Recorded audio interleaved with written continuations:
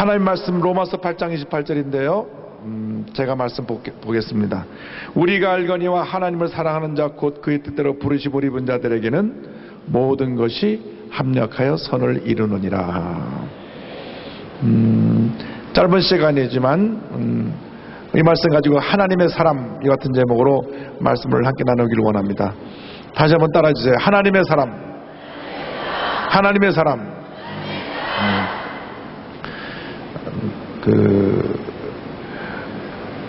우리 딸에게 물어봤어요. 너 행복하니? 아빠 난 참 행복해. 뭐가 행복하니? 뭔지 모르도 하여간 행복해. 넌 참 행복한 아이다. 스스로 행복하다고 생각하니까. 근데 가만 보면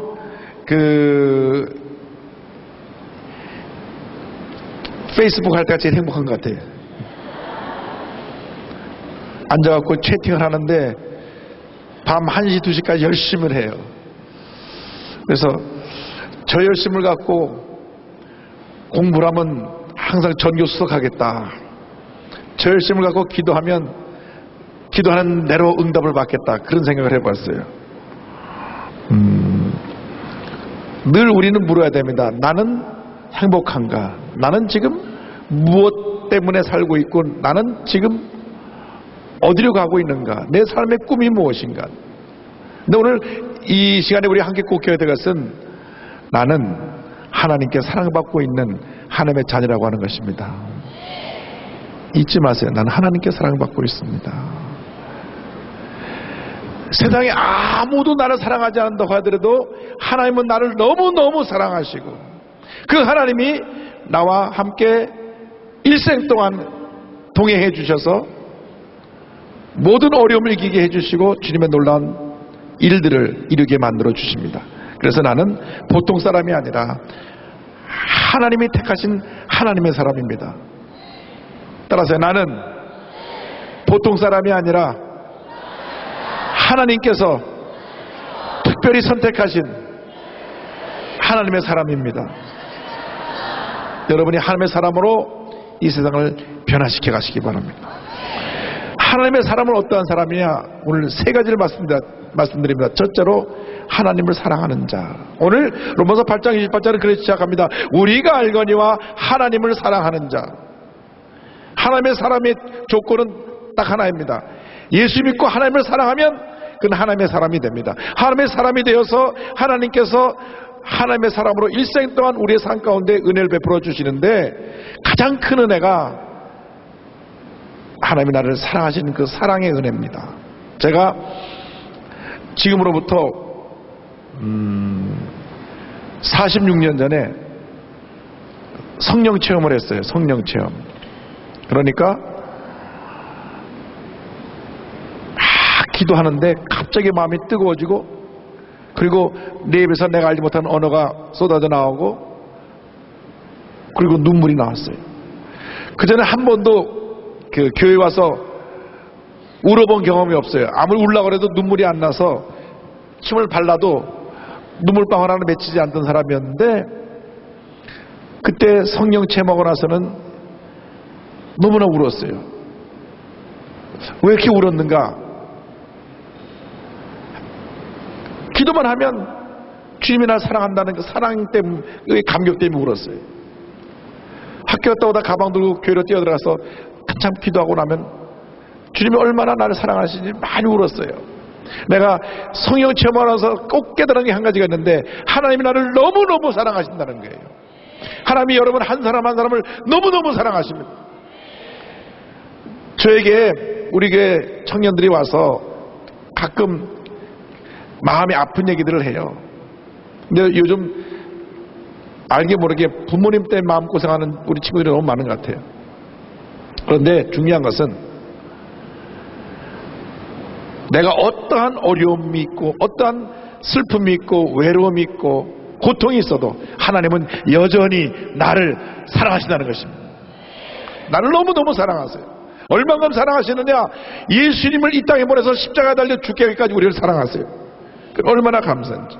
주님 나를 사랑하신다. 그래서 제가 굉장히 좋아하는 찬송이 있는데요. 그 찬송에 88장의 가사에 이런 가사가 있어요.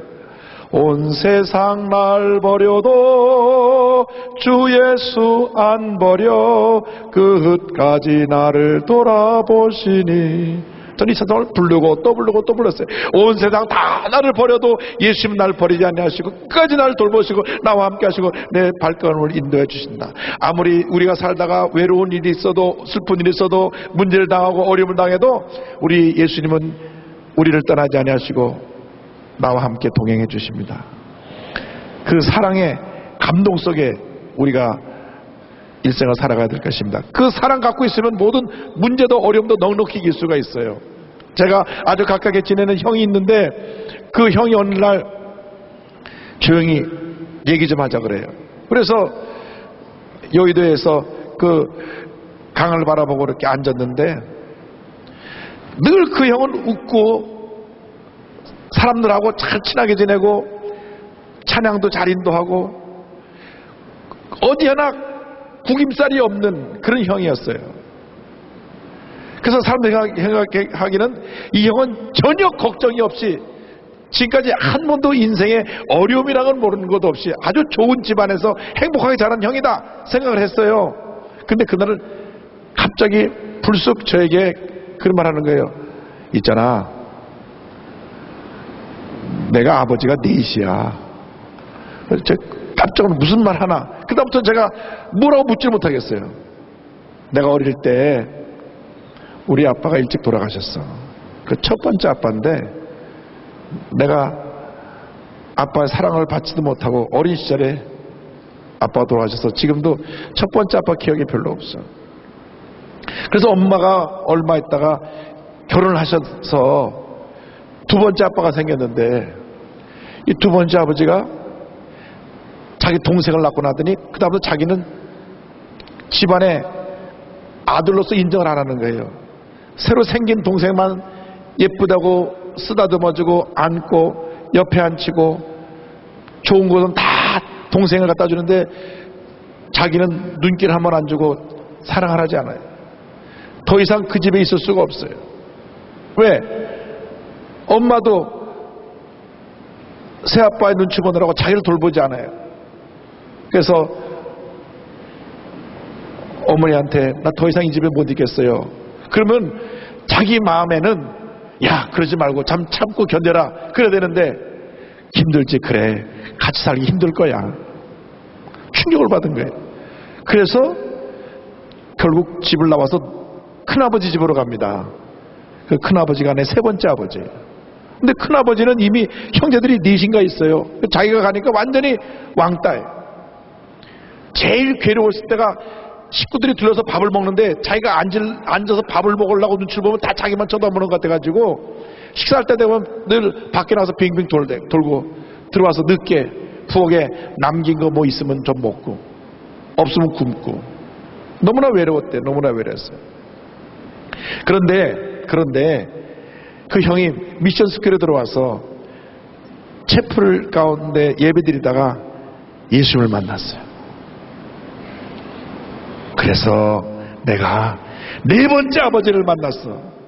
하나님 아버지가 나의 아버지가 되셨는데 아버지가 나를 얼마나 사랑하시는지 내가 지금까지 너무나 아빠 때문에 외롭게 힘들게 어렵게 정말 마음고생하면서 일부러 사람들 앞에 더 웃고 조금 더 내가 어려움 없는 것처럼 더 사람들에게 잘 대해주고 한 번도 인상 쓰지 않고 지냈지만은 내 마음속에 정말 그 고통, 슬픔, 이 아픔은 누구도 이해하지 못했는데 내가 예수님 만난 다음 하나님 아버지가 나를 사랑하신다고 나에게 말씀해 주시고 그 사랑의 품에 나를 품어주셔서 이제 내 마음인 상처를 다 치료받았어. 할렐루야, 할렐루야. 그 하나님 아버지가 여러분의 아버지십니다. 그 하나님이 지금도 여러분을 사랑하고 계십니다. 잊지 마세요. 하나님이 나를 사랑하신다. 하나님이 나와 함께 하신다. 내 손 붙잡고 일생 동안 나와 함께 동행하시면서 좋은 것으로 날마다 채워주신다. 할렐루야. 첫 번째 메시지입니다. 하나님이 나를 사랑하신다. 둘째로 하나님의 사람들은 하나님의 뜻대로 부르심을 입은 사람들입니다.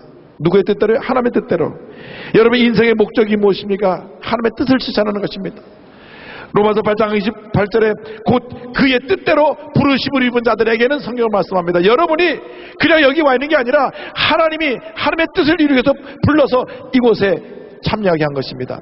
이 스탠드 펌이라고 하는 귀한 월시 컨퍼런스를 통해서 여러분을 모으시고 여러분 한 사람 한 사람을 향한 주님의 뜻이 무엇인가를 말씀하고 계십니다. 주님, 내게 말씀하여 주옵소서. 내가 주님의 뜻대로 살기 원합니다. 나의 삶이 주 앞에 드려지기 원합니다. 주님 영광을 홀로 받으시옵소서.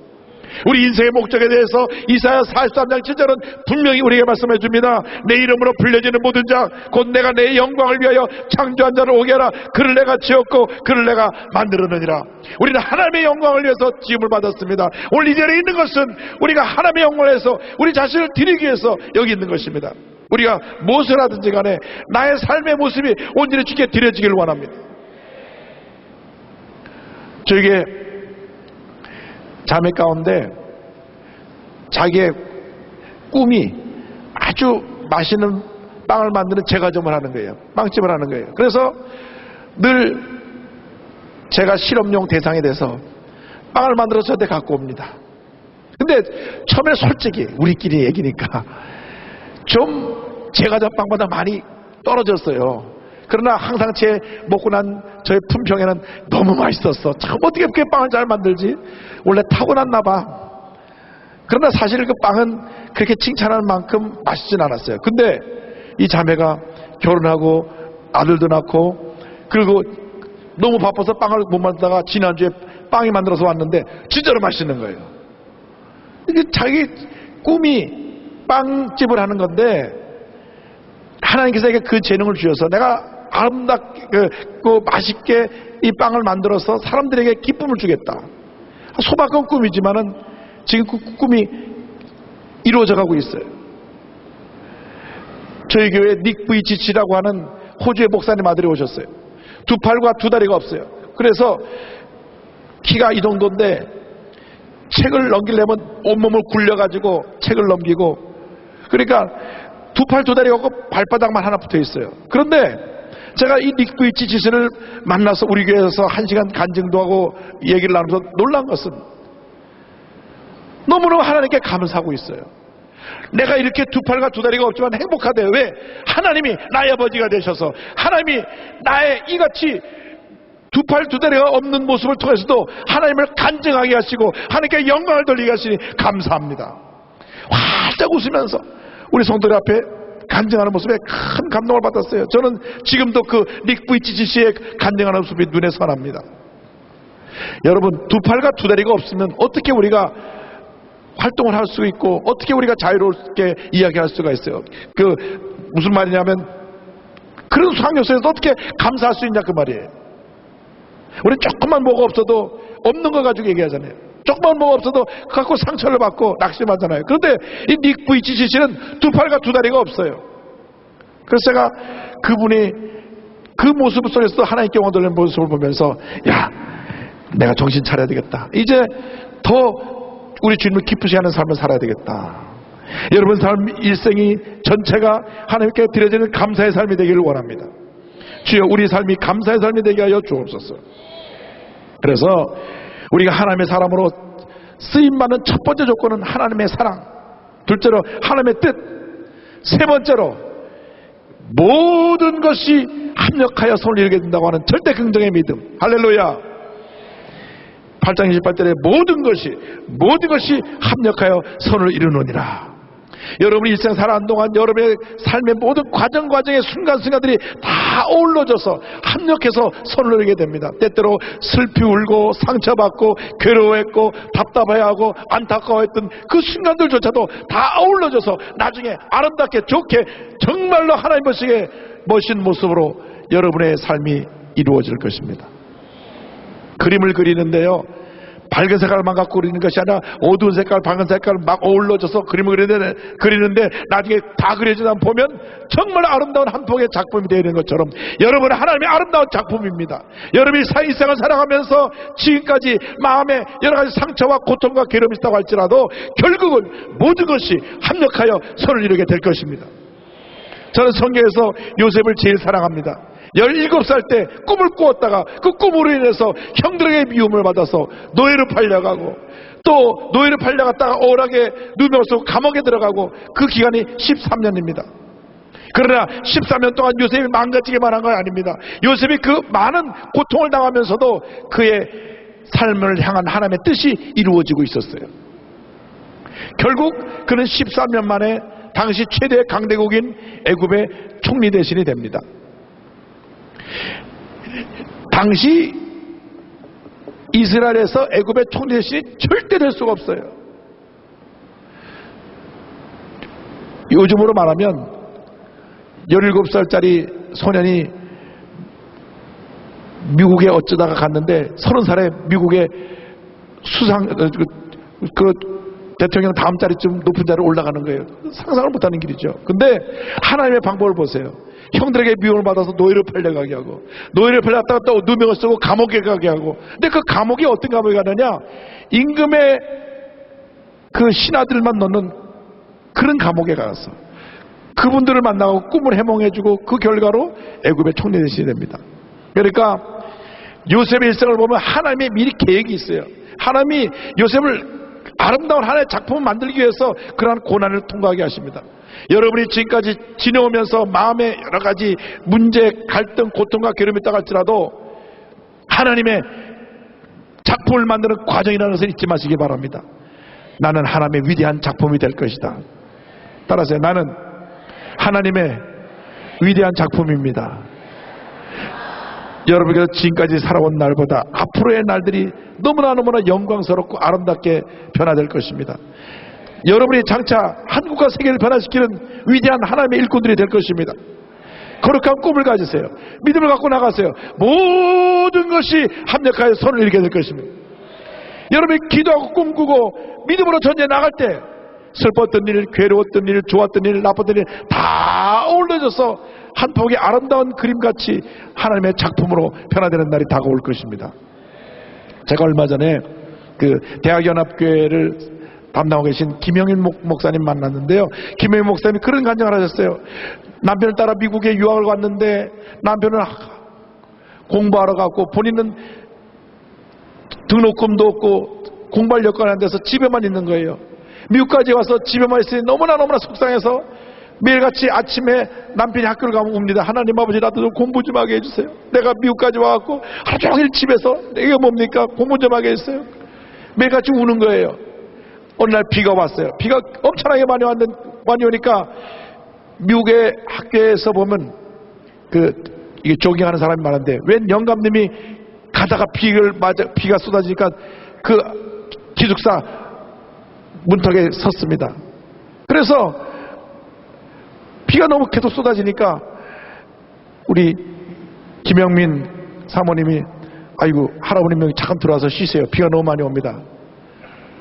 그래서 그 할아버님이 잠깐 그 집 들어와서 소파에 앉았는데 가만 보니까 눈이 퉁퉁 부었더래요. 왜냐 그날도 아침에 하나님, 내가 미국까지 와가지고 내가 너무 공부하고 싶은데 남편은 학교 갔지만 나는 등록금이 없어서 공부를 못합니다. 울고 있었는데 그 할아버님이 이렇게 보더니 Why are you crying? 왜 울고 있니?